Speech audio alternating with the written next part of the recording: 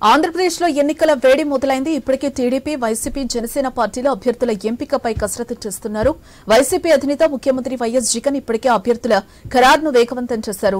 తాజాగా అభ్యర్థుల ఎంపికపై జనసేన కసరత్తు చేస్తోంది. నియోజకవర్గాల వారీగా పవన్ కళ్యాణ్ సమీక్షలు నిర్వహిస్తున్నారు. ఇప్పటికే 15 నుంచి 20 నియోజకవర్గాల్లో సమీక్షలు పూర్తయినట్లుగా తెలుస్తోంది. ఉమ్మడి జిల్లాల ప్రాతిపదికన సమీక్షలు నిర్వహిస్తున్నారు. విశాఖ, విజయనగరం, తూర్పుగోదావరి, కృష్ణా, గుంటూరు, ప్రకాశం, చిత్తూరు జిల్లాలోని వివిధ నియోజకవర్గాలపై పవన్ సమీక్షలు నిర్వహించారు.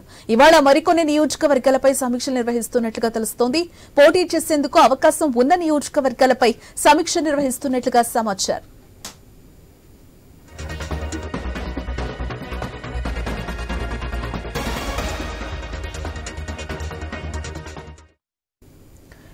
ఆంధ్రప్రదేశ్లో ఎన్నికల వేడి మొదలైంది. ఇప్పటికే టీడీపీ, వైసీపీ, జనసేన పార్టీల అభ్యర్థుల ఎంపికపై కసరత్తు చేస్తున్నారు. వైసీపీ అధినేత ముఖ్యమంత్రి వైఎస్ జగన్ ఇప్పటికే అభ్యర్థుల ఖరారును వేగవంతం చేశారు. తాజాగా అభ్యర్థుల ఎంపికపై జనసేన కూడా కసరత్తు చేస్తున్నట్లుగా తెలుస్తోంది. ఇదే అంశానికి సంబంధించిన మరింత సమాచారం మా ప్రతినిధి శాంబశివరావు ఫోన్ లైన్ ద్వారా అందిస్తారు. శాంబశివరావు, సమీపిస్తున్న కొద్దీ పార్టీలన్నీ కూడా స్పీడ్ పెంచాయని చెప్పాలి. అభ్యర్థుల విషయంలో ఆచితూచి అడుగు వేస్తా ఉన్నాయి. దీనిలో భాగంగానే ఇప్పటికే జగన్మోహన్ రెడ్డి కొన్ని ఇన్ఛార్జి బాధ్యతలు కూడా వేరే వాళ్ళకి అప్పచెప్పేసి అక్కడ క్యాండిడేట్లు కూడా మార్చే దిశగా వెళ్తున్న సంగతి తెలిసిందే. ఇదే తరహాలో కూడా ఇప్పుడు పవన్ కళ్యాణ్, జనసేన పవన్ కూడా పార్టీకి ఆ స్పీడ్ పెంచారు. అక్కడ నియోజకవర్గాల వారికి కూడా అందరినీ ఇటు ఎందుకంటే ముఖ్యంగా ఇప్పుడు జనసేనకి ఎక్కడైతే ఉంటుందో కృష్ణ, అదేవిధంగా ఈస్ట్, వెస్ట్, శ్రీకాకుళం, విజయనగరం, విశాఖపట్నం వీటికి సంబంధించినటువంటి ఈ నియోజకవర్గాల్లో ఉన్నటువంటి అంతా కూడా పిలిచి ఒక సమీక్ష సమావేశం నిర్వహిస్తా ఉన్నారు. ముఖ్యంగా అక్కడ గెలుపోటములకు సంబంధించి ఎట్లా ఉన్నాయి, ప్రస్తుత పరిస్థితులు ఏంటి, రాబోయే సీట్లు ఏంటి అనే అంశాలపై కూడా చర్చిస్తున్నట్టుగా తెలుస్తుంది. ఎందుకంటే ఇప్పటికే జనసేన, టీడీపీ రెండు పార్టీలు పొత్తు పెట్టుకున్న విషయం తెలుసు. అయితే ఈ నేపథ్యంలో జనసేనకి టీడీపీ పొత్తులో భాగంగా కొన్ని సీట్లు కేటాయిస్తున్న విషయం తెలిసింది. అయితే ఇంకా ఎన్ని సీట్లు అనేది ఒక స్పష్టత అనేది ఒక వేదిక మీద ఇస్తా అన్నారు. కాబట్టి ఈ నేపథ్యంలోనే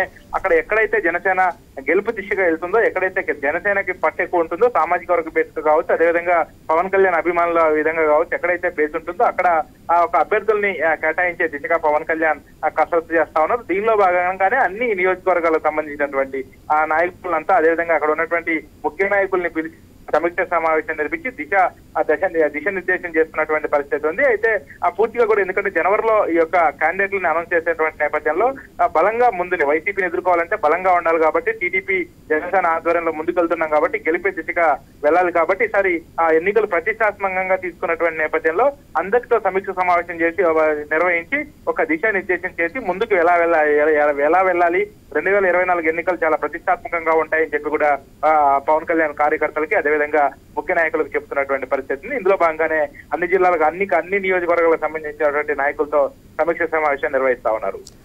జనసేన, టీడీపీ నిర్ణయం కలిసి బహిరంగ సభలు నిర్వహించాలని కూడా నిర్ణయం తీసుకున్నట్లుగా తెలుస్తోంది. ఏంటి సంశివరావు?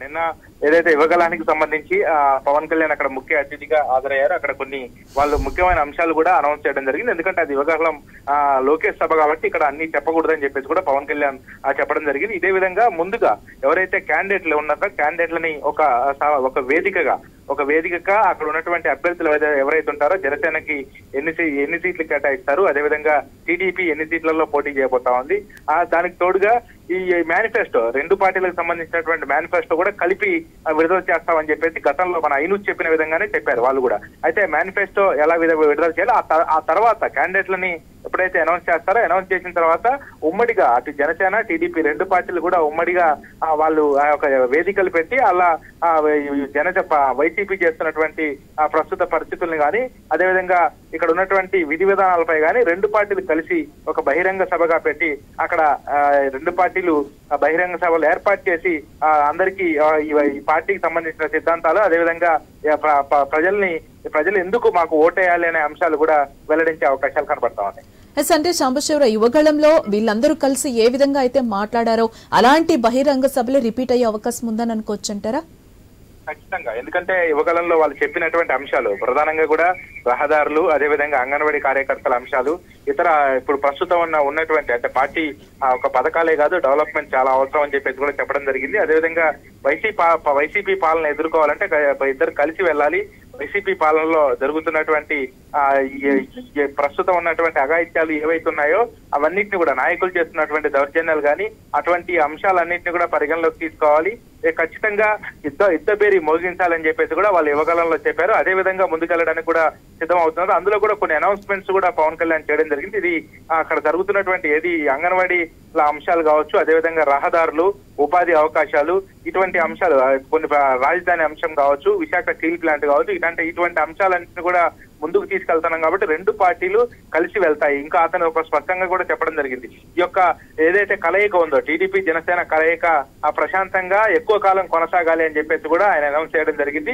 ఆయన పవన్ కళ్యాణ్ కు సంబంధించి టీడీపీ అధినేత చంద్రబాబు కూడా ఆయన చెప్పడం జరిగింది. పవన్ కళ్యాణ్ తో ప్రతి అంశంలోనూ పవన్ కళ్యాణ్ ప్రస్తావన తీసుకొస్తూ ఇక్కడ పవన్ కళ్యాణ్ మాతో పొత్తున్నారు, ఖచ్చితంగా పవన్ కళ్యాణ్ ని గౌరవిస్తాము, పవన్ కళ్యాణ్ ఆదేశాలతో ముందుకెళ్తామని కూడా చంద్రబాబు కూడా చెప్పడం జరిగింది. ప్రతి అంశంలో టీడీపీకి సంబంధించినటువంటి ఇప్పటికే టీడీపీ ఆఫీసులో జనసేనకు సంబంధించినటువంటి ఫ్లెక్సీలు కానీ, ప్రతి వాళ్ళ కండోలు కానీ, ప్రతి అంశం టీడీపీ ఆఫీసులో ప్రతి ఆఫీసులో మార్పులు చేర్పులు చేశారు. అదేవిధంగా చంద్రబాబు కూడా టీడీపీ నాయకులకు ఒకటే ఆదేశాలు జారీ చేశారు, ప్రతి అంశంలో పవన్ కళ్యాణ్ ఫోటో తప్పనిసరిని కూడా ఆదేశాలు జారీ చేశారు. కాబట్టి ఈసారి స్పష్టంగా రెండు పార్టీలు ముందుకెళ్లి ఒక దిశానిర్దేశం చేసి, అదేవిధంగా ఇప్పుడు ఏదైతే నియోజకవర్గాల వారిగా సమీక్ష సమావేశాలు జరుగుతున్నాయి, ఈ అన్ని కూడా వాటికి సంబంధించిన అంశాలని చెప్పుకోవచ్చు. ఎందుకంటే ఎట్లా వెళ్ళాలి, జనసేన టీడీపీ ఐకమత్యంతో ముందుకెళ్ళాలి, ఖచ్చితంగా గెలిపే లక్ష్యంగా ముందుకెళ్లాలని కూడా వెళ్తున్నటువంటి పరిస్థితి అయితే కనబడతా ఉంది.